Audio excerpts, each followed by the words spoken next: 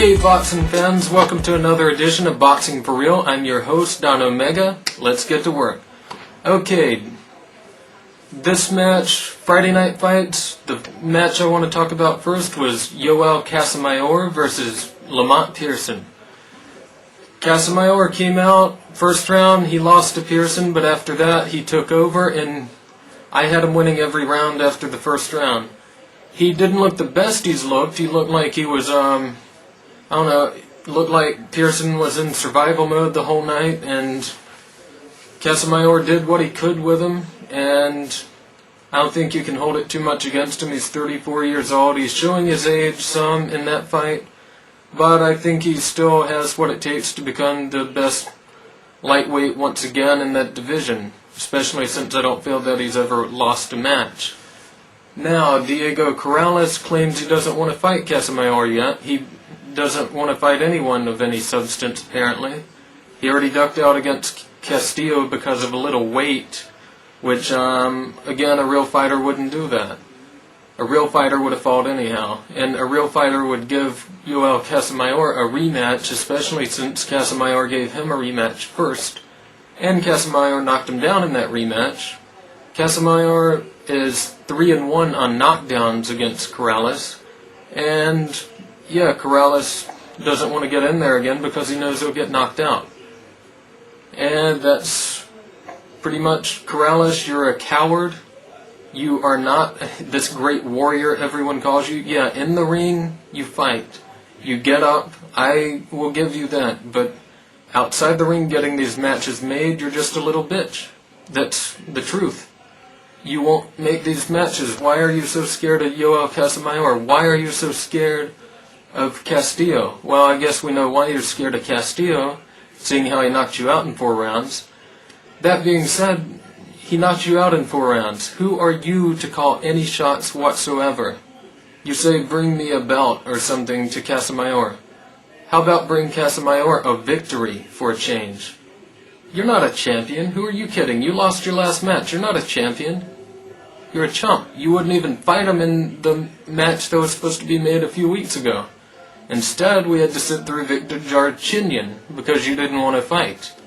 So, whenever you get ready to fight someone for real, come back to us. Until then, just shut the fuck up. Moving right along, we also had Julio Cesar Garcia, the young up-and-comer we talked about on our last show. This kid looked good. He looked impressive. It was a setup match, someone for him to just beat up on.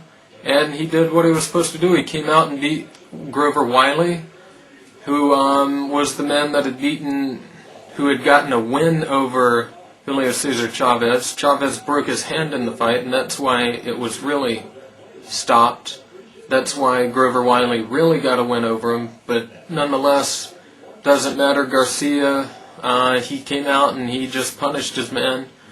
I look forward to seeing him again. He went up from 140 to about 151, they had said.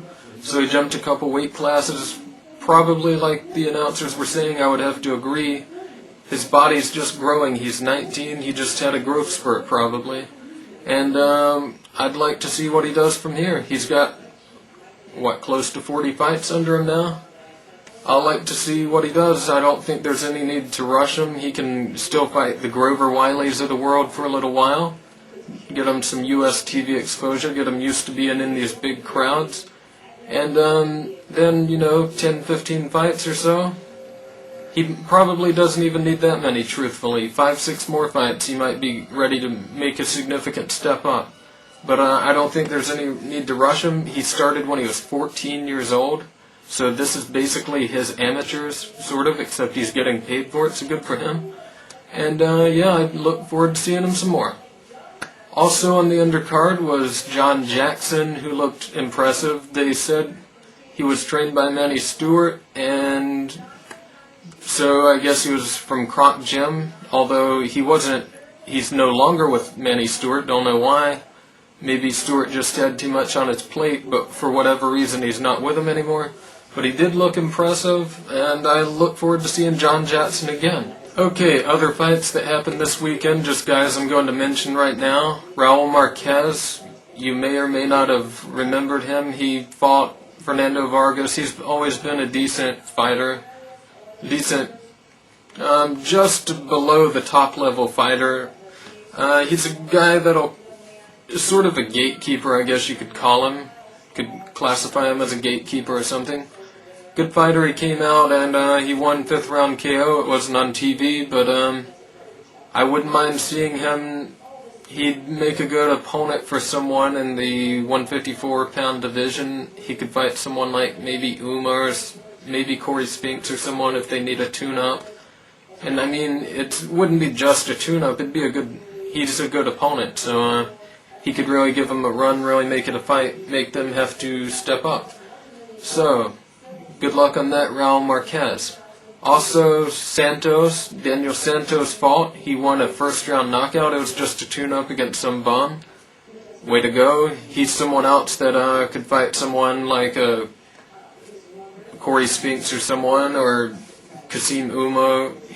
If Roman Karmazan wants to get back on the horse, he could fight him, hopefully off TV.